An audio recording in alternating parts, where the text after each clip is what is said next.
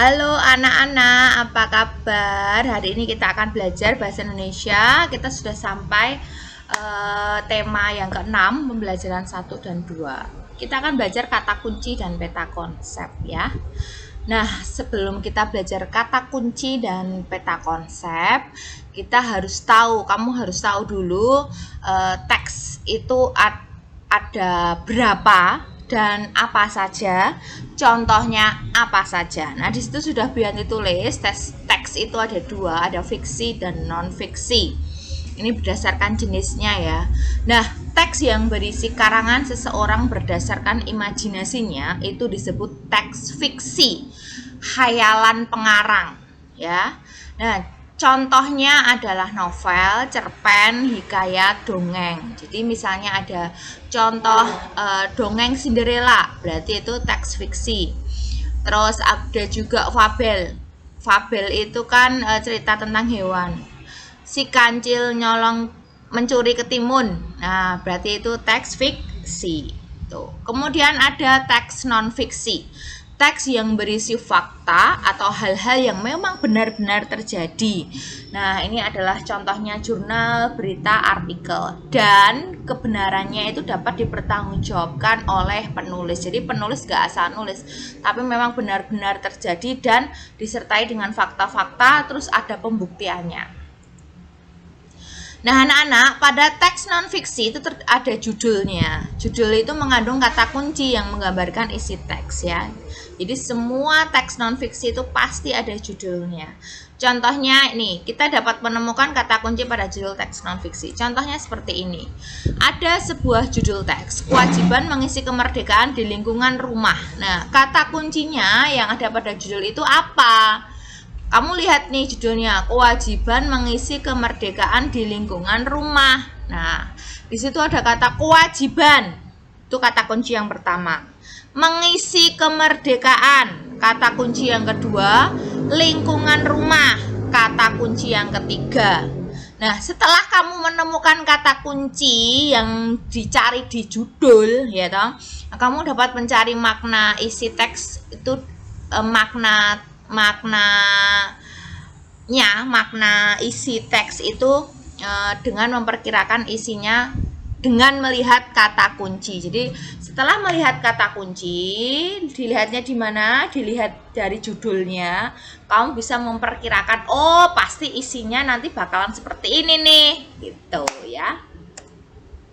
Contoh yang kedua, judulnya adalah makanan sehat untuk pertumbuhan. Nah, kata kunci yang ada pada judul tersebut adalah yang pertama, makanan sehat. Nah, pasti nanti di isi karangannya pasti bahas makanan sehat adalah contohnya tentang makanan sehat.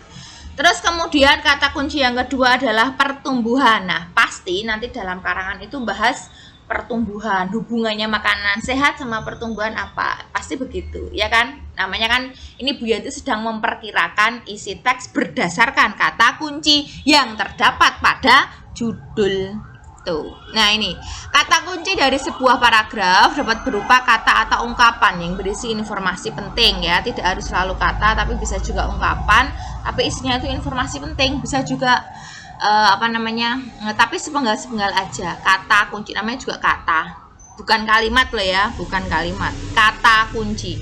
Kita dapat membuat peta konsep dari kata kunci yang terdapat di setiap paragraf ya, seperti yang sudah Bu Yanti sampaikan tadi ya. Peta konsep itu menggambarkan informasi dari teks yang kita baca, anak-anak. Ini contohnya nih, makanan sehat untuk pertumbuhan. Siswa kelas 6 sekolah dasar dapat dikatakan berada pada masa pertumbuhan yang sangat penting. Pertumbuhan dipengaruhi oleh banyak hal, salah satunya adalah makanan. Makanan yang sehat sangat diperlukan untuk pertumbuhan badan. Tuh, bahas makanan sehat dan pertumbuhan kan.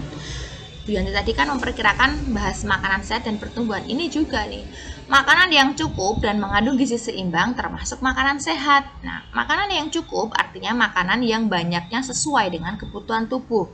Makanan yang bergizi adalah zat yang mengandung zat-zat makanan yang dibutuhkan oleh tubuh. Zat-zat makanan tersebut terdiri atas karbohidrat, lemak, protein, vitamin, dan mineral. Kebutuhan gizi dapat terpenuhi dari jenis makanan yang beragam, misalnya nasi mengandung karbohidrat, ikan mengandung protein, daging mengandung lemak, sayur dan buah mengandung vitamin dan mineral. Oleh karena itu, menu makanan sehari-hari seharusnya terdiri atas beberapa bahan makanan agar tercukupi gizinya. Nah, anak-anak, dari teks yang kita baca tadi, judul teksnya itu makanan sehat untuk pertumbuhan. Kata kuncinya makanan sehat untuk makanan sehat sama pertumbuhan, ada dua nih kata kuncinya.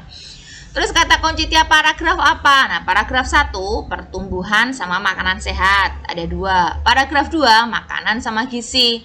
Paragraf 3 makanan dan gizi. Nah, kata kunci ada di setiap paragraf, ada di judul. Tapi kalau kamu mau memperkirakan isi teks ya ada di judul ya.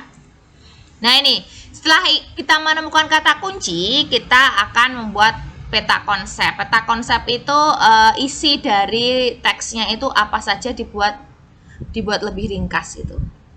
Nah, ini judulnya makanan sehat untuk pertumbuhan. Judul ditaruh di tengah ya. Judul taruh di tengah.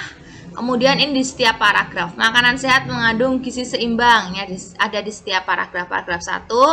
Paragraf 2, makanan sehat yang bergizi diperlukan untuk pertumbuhan tubuh. Makanan bergizi adalah makanan yang mengandung zat-zat yang diperlukan tubuh. Ini ada di setiap paragrafnya. Dan yang di tengah adalah judulnya. Itu adalah peta konsep atau peta pikiran. Sama ya, bahasa Inggrisnya mind map. Terima kasih anak-anak sudah memperhatikan penjelasan Bu Yanti. Kalau belum paham tolong diulangi lagi ya videonya. Sampai ketemu di video berikutnya.